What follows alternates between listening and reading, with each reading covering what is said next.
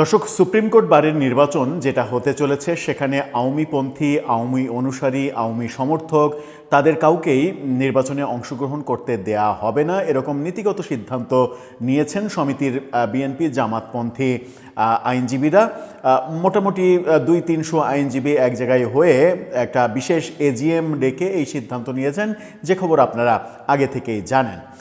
Supreme court বারে যখন আওয়ামী লীগ বিহীন নির্বাচন হতে চলেছে তখন আমরা গতকালকে যেটা দেখলাম, ঢাকা বারের একটা ভয়াবহ তথ্য এসেছে। ঢাকা বারের নির্বাচন যেটা হলো সেখানে 3 ভাগের 2 ভাগ ভোটারই উপস্থিত হননি, ভোট দেননি।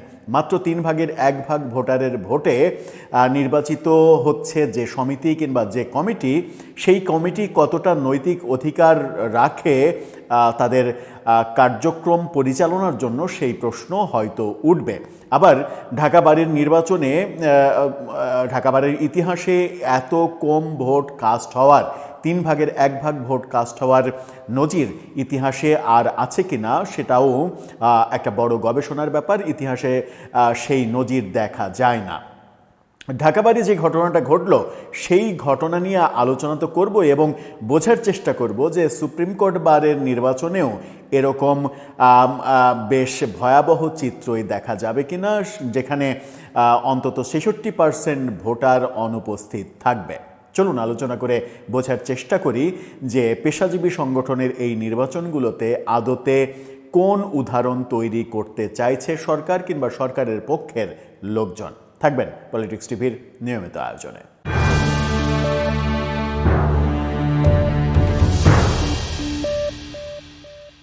দর্শক, বলছিলাম ঢাকা বারের নির্বাচনের কথা। ঢাকা বার দ্বিতীয় সর্বোচ্চ গুরুত্বপূর্ণ বারের দিক থেকে, বার সমিতি, আইনজীবী সমিতি, সেই দিক থেকে সেখানে নির্বাচনে রীতিমতো একটা ভয়ঙ্কর পরিস্থিতি। সেখানে দেখা যাচ্ছে যে 66% ভোটারই উপস্থিত হননি, ভোট দেননি। মাত্র 34% ভোটার ভোট দিয়েছেন।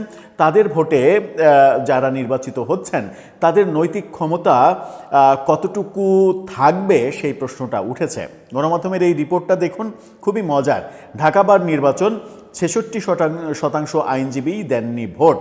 সেখানে বলা হচ্ছে যে দেশের বৃহত্তম বার ঢাকা আইনজীবী সমিতির 26-27 কার্যকরী কমিটির নির্বাচনে 2 দিন ব্যাপী ভোট গ্রহণ সম্পন্ন হয়েছে গতকালকে। এই নির্বাচনে মোট ভোটারের 34% আইনজীবী মাত্র ভোট দিয়েছেন।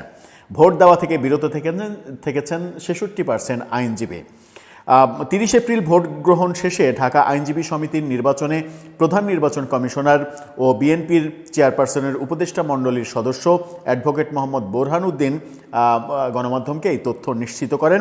জানান, প্রথম দিনে ভোট দেন 2759 জন, দ্বিতীয় দিনে ভোট দেন 4310 জন আইনজীবী।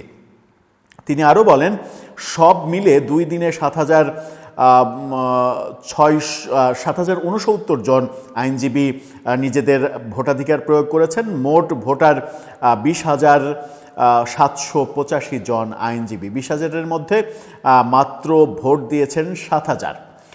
অ্যাডভোকেট মোহাম্মদ বোরহানুদ্দিন বলেন, কোনো অপ্রীতিকর ঘটনা ঘটেনি, নির্বাচন হয়েছে খুবই উৎসবমুখর। এটাকে তিনি উৎসবমুখর বলছেন। ভোটাররা যেন ভালোভাবে ভোট দিতে পারে সেজন্য বোধ বাড়ানো হয়েছিল, নিরাপত্তা জোরদার করা হয়েছিল। ফলাফলের বিষয়ে তিনি আরও বলেন যে জুমার নামাজের পর আজকে ভোট গণনা শুরু হবে। ভোটার স্লিপগুলো ঠিকভাবে সিরিয়াল করে গণনা শুরু হবে। সেক্ষেত্রে শুক্রবার রাত অথবা শনিবার সকালে, আজকে রাতে অথবা আগামীকাল সকালে এর রেজাল্ট ঘোষণা করা হবে। রেজাল্টে কি হবে সেটা তো আমরা খুব ভালোভাবে বুঝতে পারছি, যেহেতু আওয়ামীপন্থীরা ভোটে অংশগ্রহণ করেনি এবং 66% ভোটার ভোট দেননি, সুতরাং রেজাল্ট কী হবে সেটা খুব সহজেই বোঝা যাচ্ছে। ঢাকা আইনজীবী সমিতির ভবনে বুধবার এবং বৃহস্পতিবার সকাল 9টা থেকে 5টা পর্যন্ত ভোট চলে। নির্বাচন কমিশন সূত্র বলছে, নির্বাচনের সভাপতি, সাধারণ সম্পাদক সহ 23টি পদে ভোট গ্রহণ হয়। বিএনপি ও গণ অধিকার পরিষদ সমর্থিত আইনজীবীরা, বাংলাদেশ জাতীয়তাবাদী আইনজীবী ঐক্য প্যানেল, নীল প্যানেল, জামাত এবং জাতীয় নাগরিক পার্টি এনসিপির সমর্থিত আইনজীবী ঐক্য পরিষদ সবুজ প্যানেল, এই 2 প্যানেলে প্রতিদ্বন্দ্বিতা করেছেন। উভয় প্যানেলে 23 জন করে 46 জন ছাড়াও স্বতন্ত্র 8 জন প্রার্থী বিভিন্ন পদে অংশগ্রহণ করেছেন। মানে এখানে আওয়ামী লীগের অংশগ্রহণ এবং আওয়ামীপন্থী যারা কিংবা আওয়ামী জোটের যারা তারা কেউই অংশগ্রহণ করেননি ভোটে, এবং সেই কারণেই ৬৬% ভোটার এখানে ভোট দিতেই যাননি। এটা ঢাকা বারের জন্য একটা কলঙ্কজনক ইতিহাস তৈরি হতে চলেছে। নির্বাচনের মাঠে নেই আওয়ামী লীগ। আওয়ামী লীগ সমর্থিত যে সাদা প্যানেল তারা নির্বাচনের মাঠে নেই। প্যানেল না থাকলেও আওয়ামী সমর্থিত কয়েকজন আইনজীবী স্বতন্ত্র নির্বাচন করতে চাইলে মনোনয়ন নিতে বাধার সম্মুখীন হন বলে গণমাধ্যমে অভিযোগ করেন কয়েকজন আইনজীবী। অর্থাৎ তাদেরকে প্যানেল ভিত্তিক নির্বাচন তো করতে দেয়াই হয়নি, স্বতন্ত্রভাবে কয়েকজন নির্বাচন করতে চেয়েছেন, সেখানেও বাধা দেয়া হয়েছে। নির্বাচনে বিএনপি জোট নীল প্যানেল থেকে সভাপতি পদে আনোয়ার জাহিদ ভূঁইয়া, সাধারণ সম্পাদক পদে আবুল কালাম খান প্রতিদ্বন্দ্বিতা করছেন। অপরদিকে জামাত এনসিপি সমর্থিত 11 দলের এস এম কামাল উদ্দিন এবং সাধারণ সম্পাদক পদে আবু বকর সিদ্দিক লড়ছেন। এর আগে আওয়ামী সরকারের আমলে 2024 সালের 28 এবং 29 ফেব্রুয়ারি সর্বশেষ নির্বাচন অনুষ্ঠিত হয়েছিল। ওই নির্বাচনে সভাপতি, সাধারণ সম্পাদক সহ 21টি পদে আওয়ামী লীগ সমর্থিত আইনজীবীরা বিজয়ী হয়েছিলেন 23টির মধ্যে। সর্বশেষ নির্বাচনে 23টির মধ্যে 21 পদে আওয়ামী লীগ বিজয়ী হয়েছিলেন প্রধান নেতা সহ। এবারের নির্বাচনে সেই আওয়ামী লীগকে অংশগ্রহণ করতে দেয়া হয়নি।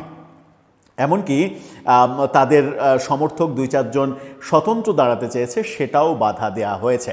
একই দৃশ্য আমরা সুপ্রিম কোর্ট বারের নির্বাচনের ক্ষেত্রে দেখছি। সুপ্রিম কোর্ট বারের মাত্র 300-র কাছাকাছি আইনজীবী বিশেষ এজিএম ডেকে তারা সিদ্ধান্ত নিয়েছে যে আওয়ামীপন্থী, আওয়ামী অনুসারী তাদের কাউকে নির্বাচনে অংশগ্রহণ করতে দেয়া হবে না। কারণ কি? কারণ হচ্ছে যে ফ্যাসিস্ট আওয়ামী লীগের কার্যক্রম নিষিদ্ধ রয়েছে। আওয়ামী লীগের কার্যক্রম যেহেতু নিষিদ্ধ রয়েছে, সেহেতু এই পেশাজীবী সংগঠনের নির্বাচনে তারা অংশগ্রহণ করতে পারে না।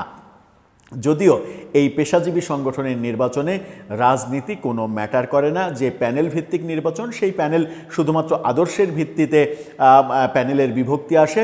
সেখানে রাজনৈতিক আদর্শ তো থাকেই, কিন্তু এখানে রাজনৈতিক কোনো পরিচয় থাকে না। রাজনৈতিক পরিচয় না থাকা সত্ত্বেও, এটা রাজনৈতিক কোনো সমিতি না হওয়া সত্ত্বেও, এই যে নির্বাচন করতে না দেওয়ার টেন্ডেন্সি, যার ফলাফল আমরা ঢাকা বারে দেখলাম, সেখানে মাত্র 34% ভোট পড়ল। সুপ্রিম কোর্ট বারেও ঠিক একই চিত্র আমরা হয়তো দেখতে চলেছি। এটা যে নজির স্থাপন করবে, সেই নজিরটা ভবিষ্যতের জন্য ভালো কিছু হবে না। কারণ আমরা জানি সুপ্রিম কোর্ট বার এবং ঢাকা বারে আওয়ামী সমর্থিত যারা আইনজীবী, তাদের আধিপত্য, আধিক্য বেশি, এবং এটা ঐতিহাসিকভাবেই সত্য। তাদেরকে এখন আপনি ক্ষমতার জোরে সাইড করে রাখবেন।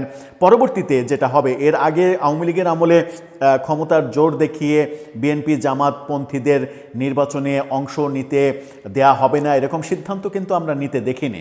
কিন্তু এখন যেটা হচ্ছে, ভবিষ্যতে যেটা হবে, সেটা হচ্ছে যে এর চাইতেও বড় প্রতিশোধমূলক ব্যবস্থা হবে। তখন আরও বাজে অবস্থা দেখব, যে অবস্থাগুলো স্বাধীন এবং গণতান্ত্রিক একটি দেশে আমরা কখনোই প্রত্যাশা করি না।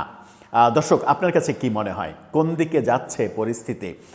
এই নজির, এই যে ভোটের এই নজির পেশাজীবীদের ভোটে যেটা দেখা গেল, এটা কি পরবর্তীতে সব নির্বাচনেই আমরা দেখব? এবং স্থানীয় সরকার নির্বাচন যেটা ঈদের পরপরই শুরু হবে বলে প্রস্তুতি চলছে, সেখানেও কি একই চিত্র আমরা দেখতে চলেছি? আপনার মতামত জানিয়ে লিখতে পারেন আমাদের কমেন্ট বক্সে।